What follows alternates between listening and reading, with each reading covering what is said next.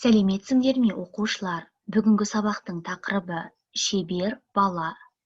Өткен сабақтағы жаңа сөздерді еске түсіріп алайық.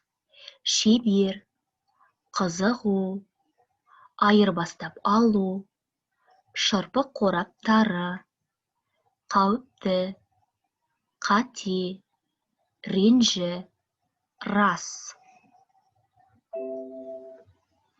Жазылым тапсырмасы 5-ші тапсырма 61-ші бет. Жақшаның ішіндегі тиісті сөздерді қойып жаз.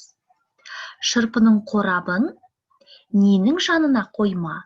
Оттың, терезенің, партаның.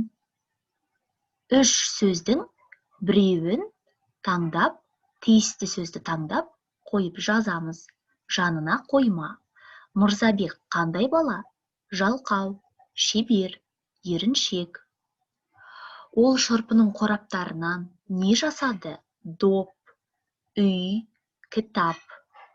Иманбек бұл қандай нәрсеге қатты қызықты? Дәптерге, ойыншыққа, қаламға қатты қызықты.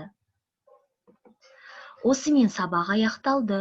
Сау болыңдар, оқушылар.